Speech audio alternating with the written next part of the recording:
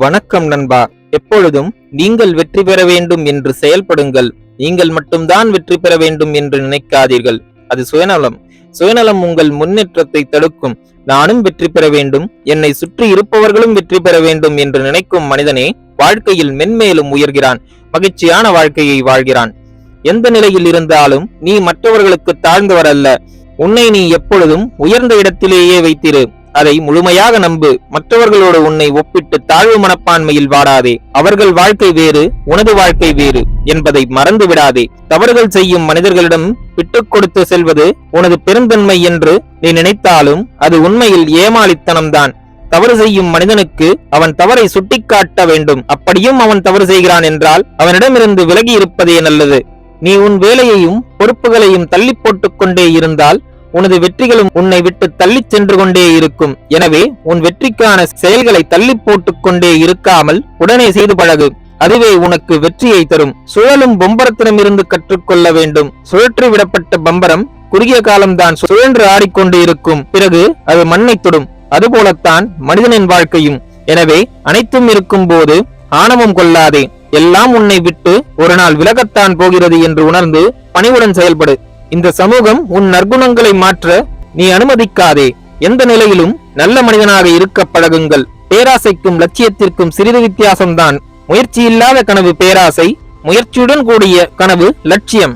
எல்லோரிடமும் திறமை இருக்கிறது, ஆனால் அதை எப்படி பயன்படுத்த வேண்டும் என்பதில் தான் வெற்றியின் ரகசியம் ஒளிந்திருக்கிறது. திறமையை சரியாய் பயன்படுத்தியவர்கள் வெற்றியாளர்களாக மாறுகிறார்கள். தேவைப்படும் போது அறிவையும் தேவையில்லாத நேரத்தில் மௌனத்தையும் சமநிலையில் பயன்படுத்த தெரிந்தால் வாழ்க்கையில் அனைத்தும் சாத்தியமே. உனக்கு ஒரு விஷயம் எளிதில் கிடைத்துவிட்டால் அது உனக்கு அலட்சியமாக தோன்றலாம். அதற்கான மதிப்பை நீ உணரும் போதுதான் தெரியும் அது தேடினாலும் கிடைப்பதற்கு அரிய பொக்கிஷம் என்று. எனவே இருக்கும் போதே அதை நன்றி உணர்வுடன் நடத்த பழகுங்கள்.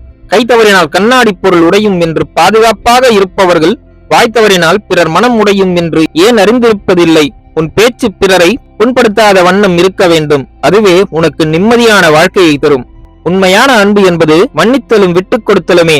அன்பு காட்டப்படும் இடத்தில் அகிலமும் அடங்கிவிடும். உன்னை நேசிக்கும் இதயம் உன்னிடம் எதிர்பார்ப்பது பொன்னையோ பொருளையோ அல்ல, உண்மையான அன்பை மட்டுமே. ஒரு தலைமுறை சொத்து சேர்த்தால் அடுத்த தலைமுறை அதை பொறுப்பில்லாமல் அழிக்கிறது. எனவே பிள்ளைகளை உங்கள் கஷ்டம் தெரிந்து வளர்க்க வேண்டும்.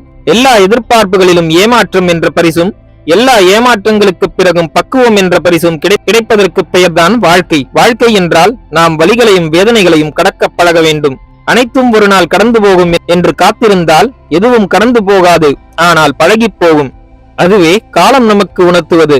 காலத்திற்கு ஏற்ப நாம் மாறவில்லை என்றால் நம்மை காலம் அதற்கேற்றாற் போல் மாற்றிவிடும். நிலையானது மாற்றம் மட்டுமே என்பதை உணர்ந்து மன அமைதியுடன் வாழ பழகுங்கள். இழந்த செல்வத்தை மீண்டும் பெறலாம், ஆனால் ஒழுக்கத்தை இழக்காமல் இருக்க வேண்டும். ஒழுக்கத்தை இழப்பது என்பது உயிரை இழப்பதற்கு சமமாகும். எனவே எத்தகைய சந்தர்ப்பத்திலும் ஒழுக்கத்தை கைவிடாமல் பேணி காக்க வேண்டும். உன்னை விமர்சிக்கும் அனைவரும் அறிவாளியாக இருப்பார்கள் என்று எண்ணிவிடாதே. இங்கு அவர்களில் முக்கால்வாசி பேர் முட்டாள்களாகவே இருக்கிறார்கள். அவர்களால் முடியாததை நீங்கள் செய்வதைக் கண்டு உங்களை விமர்சிக்கிறார்கள். இரும்பை அதன் தூள் அன்றி வேறு எதுவும் அழிக்க முடியாது. அதேபோல் மனிதனை அவன் மனநிலையை தவிர வேறு எதுவும் அழிக்க முடியாது. பணத்தின் மதிப்பு தெரிய வேண்டும் என்றால் அதை செலவு செய்யுங்கள். உங்களின் மதிப்பு தெரிய வேண்டும் என்றால் கடன் கேட்டு பாருங்கள். அன்பாக பேசும் மனிதர்களும் கடன் கேட்கும் போது அவருடைய உண்மையான முகம் தெரியும். நண்பர்களே, மேற்கூறிய விஷயங்கள் உங்கள் வாழ்க்கைக்கு உபயோகமாக இருந்திருக்கும் என்று நான் நம்புகிறேன். இந்த வீடியோ உங்களுக்கு பிடித்திருந்தால் லைக் பண்ணுங்க, உங்க ஃப்ரெண்ட்ஸ் அண்ட் ஃபேமிலியோட ஷேர் பண்ணிக்கோங்க. நம்ம சேனலை இன்னும் நீங்க சப்ஸ்கிரைப் பண்ணலனா சப்ஸ்கிரைப் பண்ணி பக்கத்துல இருக்க பெல் ஐக்கான பிரஸ் பண்ணிக்கோங்க. அப்பதான் நாங்க போடுற வீடியோஸ் உங்களுக்கு நோட்டிபிகேஷனா வரும். நான் உங்களை அடுத்த வீடியோல சந்திக்கிறேன். நன்றி, வணக்கம், வாழ்க வளமுடன்.